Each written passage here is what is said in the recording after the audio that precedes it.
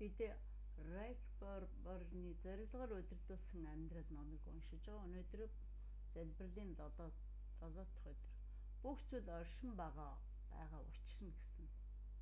Тэгээ өнөөдөр 7 дахь өнгийн бичиг бол нийл яга өнгө байгаа. Учир нь Солонгын 7 өнгийн 7 дахь өнгө нь хамгийн их давтамжтай, хамгийн бага долгионы урттай дан өнгийн гэрэл бол нийл яга өнгө юм аа. За учир нь түүнд бүх юм байна. Түүнд алдар нь үрд байх болтугай амийн. Ром номны 11:36 дугаар ишлэл. Эзэн юм бүхнийг тусын зоригтойгоор бүтээсэн. Буруутгалууд чийтгэлийн өдөрт зориулагдчихэ. Сургаалт гэрс номны 16-гийн 4. Бүх юмс түүний төлөө оршин байдаг. Тэнгэр нь Бурхны сүр жавхлан зарлаж огторгын газрынхын бүтээлийг тунхаглаж байна. Дуулал номны 19-1-р ишлэл. Бурхны алдар сүр жавхлан үзүүлэх нь сансар огторгын туйлын зорилго юм. Энэ бол биднийг оролцуулан бүх зүйлсийн оршин байх учир шалтгаан юм. Бурхан өөрийн алдрын төлөө бүхнийг бүтээсэн учраас Бурханы алдаргүйгээр оршин байдаг зүйл нэгч байхгүй. Бурханы алдар сүр жавхлан гэж юу вэ? Тэр нь Бурхан өөрөө юм. Алдар сүр жавхлан нь түүний мөн чанар бөгөөд Бурхан бол хичнээн чухлыг мэдүүлэх. Гэрлээ цацруулсан сүр жавхланд дүр төрхийг харуулж түүний чадварыг илэрхийлэх, түүний оршихуйг мэдрүүлдэг юм. Бурханы алдар нь түүний сайнны илэрхийлэл бөгөөд түүний мөн чанарыг илэрхийлэх мөнхийн шинж юм аа. Бурханы алдар сүр жавхлан хаана байдаг вэ? Эргэн тойрноос сайн ажиглаарай. Бурханы бүтээсэн бүх зүйлс ямар нэгэн хэлбэрээр түүний алдрыг үзүүлдэг. Бичил дурангаар л харж чадах өчүүхэн жижиг амьд бие организмаас эхлээд аврах том тэнгэрийн заадал хүртэл нар, од, салхи, улирал зэрэг бүх бүтээл бүтээгчийн алдрыг үзүүлдэг. Хүрээлэн байгаа байгаль орчиндөө бид бүхнийг чадагч Бурхантай уулзаж чадна. Өнгө бүрээр алагласан үзэсгэлэнтэй сайханд баясч хайрлаж байдаг ухаалаг бүтээгчийн дүр төрхийг олж харж чадна. Библиэд Тэнгэр нь Бурханы сүр жавхлан зарлаж огторгын газрынхын бүтээлийг тунхаглаж байна хэмээн дуулдаг. Түүхээс үзвэл Бурхан янз бүрийн нөхцөл байдалтай тулгарсан хүмүүст өөрийн алдрыг үзүүлж байжээ. Хамгийн түрүүнд Эден цэцэрлэгт, дараа нь Мосед, мөн ариун майхан болон ариун газарт бас өөрийн хүү Есүсээрээ дамжуулан өнөө үед цуглаанаар дамжуулан Бурхан сүр жавхлангаа үзүүлж байна. Үдшийн сэрүүн цэцэрлэг дундуур эзэн Бурханы алхаж яваа чимээг сонсоод эр хүн их нэртэйгээ хоёул эзэн Бурханы оршихугаас цэцэрлэгийн модон дунд нуугджээ. Эхлэл номны 3-8 дугаар ишлэл. Үг нь мах бод болж бидний дунд оршин бид түүний алдар сууг үзсэн. Энэ нь эцгээс цор ганц төрөгчийн алдар бөгөөд нийгүүлсэл ба үнэнээр дүүрэн юм а. Иохан номны 1-14 дугаар ишлэл. Түүний дотор бүх барилга холбогдсон. Эзэн доторх ариун сүм болохоор өсөж байна. Та нар ч гэсэн сүнс дотор Бурханы орших газар болохоор Христ дотор хамтдаа байгуулагдаж байна. Эфес номны 2-21-22 дугаар ишлэл. Учир нь харанхуйгаас гэрэл гэрэлтдэг гэж айлдсан Бурхан бол Христийн царайнд Бурханы алдрын мэдлэгийн гэрлийг өгөхөөр бидний зүрхэнд гэрэлтсэн нэгэн юм. Давамгай хүч нь биднийх биш, харин Бурханых гэдгийг харуулахын тулд бид энэхүү эрдэнэсийг шавар савнуудад тээдэг. 2 дугаар Коринт номны 4-6-аас 7 дугаар ишлэл. Библиэд Бурханы алдрыг галын дөд, үүл, бас аянга, цахилгаан, гэрэл, утаа гэх мэт зүйлээр илэрхийлсэн байдаг. Харин Тэнгэр улсад Бурханы алдар нь тэр газрыг бүхэлд нь гэрэлтүүлэх явдал юм а. Гэрэлтүүлэх гэрэл юм. Библиэд Тэнгэрлэг бийсээ эзнийг өргөмжлөх түн, алдар хийгээд хүч чадлаар нь эзнийг өргөмжлөх түн. Дуулал 29-ийн 1-р ишлэл. Нэг нь нөгөөгөө дуудаж түг түмдийн эзэн ариун бүхэл газар алдраар нь дүүрэн байна гэж бичв. Дуудагчийн дуунаар босгоны суур чичилсэн ба тэгэхэд сүм утаагаар дүүрч байлаа. Бос гэрэлт. Учир нь гэрэлчин ирж эзний алдар чиний дээр мандаж байна. Исая 61. Гэнт эзний тэнгэр элч өмнө зогсож эзний цог жавхлан тэдний эргэн тойронд гийсэнд хончид үлэмжийн айдас давтжээ. Гэнт эзний тэнгэр элч өмнө зогсож эзний цог жавхлан тэдний эргэн тойронд гийсэнд хончид үлэмжийн айдас давтжээ. Хотод гэрэлтүүлэх нар сар хэрэггүй ажээ. Учир нь Бурхны цог жавхлан түүнийг гэрэлтүүлэх бөгөөд дэнлүүн хураг байлаа.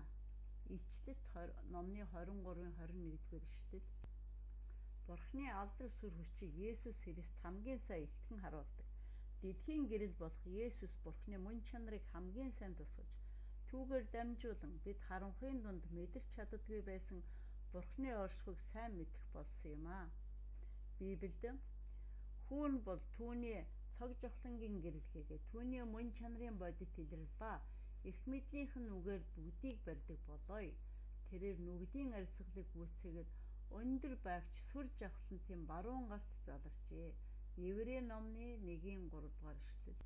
Учир нь харанхуйгаас гэрэл гэрэлтэх гэж айлдсан Бурхан бол Христийн царайн дахь Бурхны алдрын мэдлэгийн гэрлийг өгөхөөр бидний зүрхэнд гэрэлтсэн нэгэн юм аа.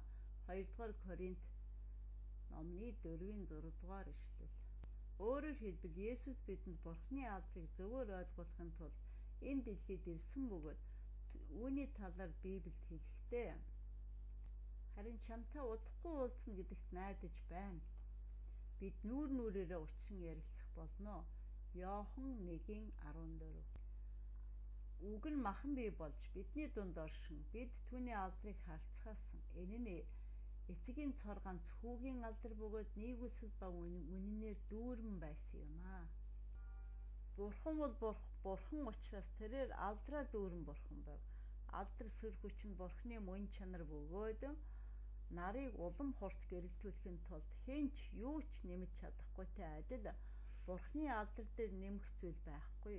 Түүний алдар сүр хүчийг ойлгож, эрхэм чухал тооцсон, тунхаглан зарлаж, магтан дуулж, бусдад үзүүлж, мөн түүний алдрын төлөө амьдрах Бурхан бидэнд тушаасан билээ.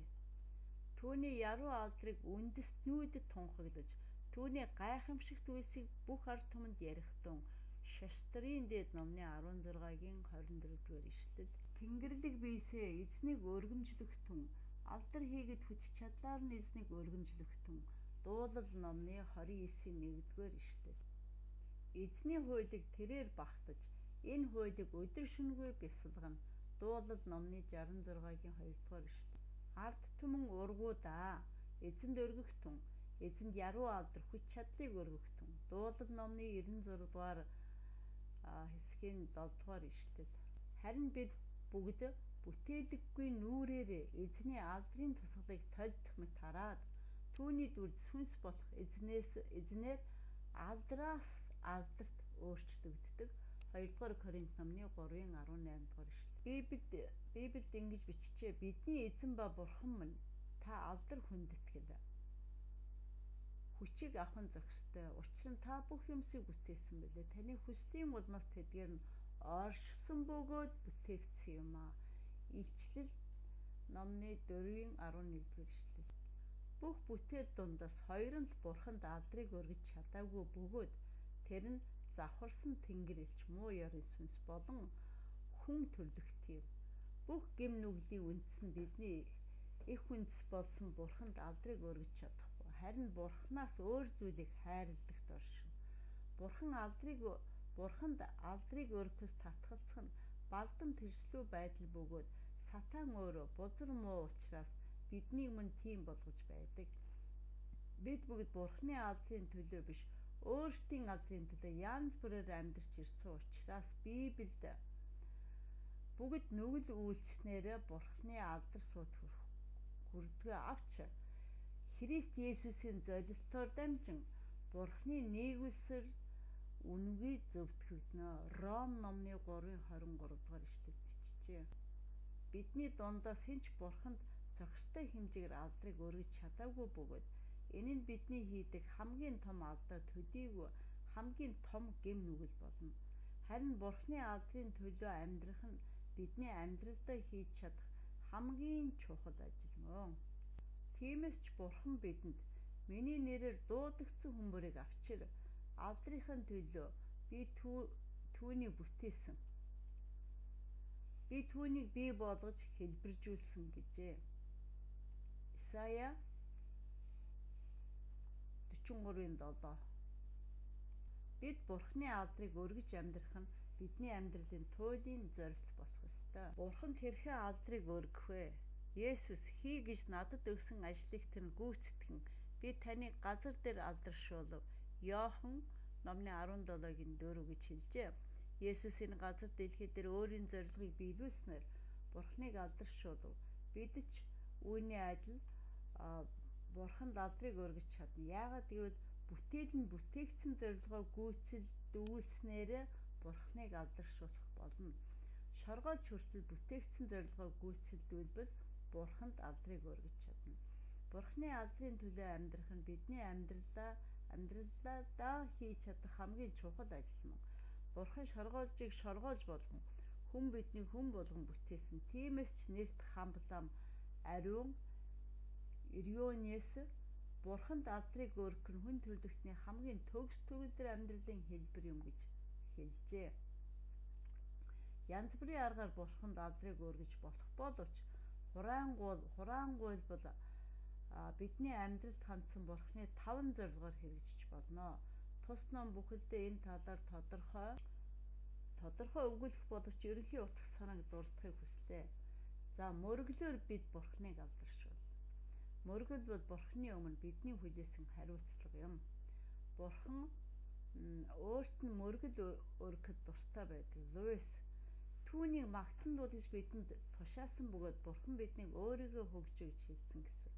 Өөрөөр хэлбэл бид Бурханд мөргөл өргөх учир шалтгаан нь үүрэг даалгавар биш. Хайр талархал баяр хөөр байх ёстой. Жон Пайпер хэлэхдээ бид түүний дотор сэтгэл хангалуун байх үед Бурхан хамгийн их алдаршдаг гэжээ. Мөргөл гэдэг бол бид зөвхөн магтандуулж залбирч Бурханы үг сонсохыг хэлж байгаа юм биш.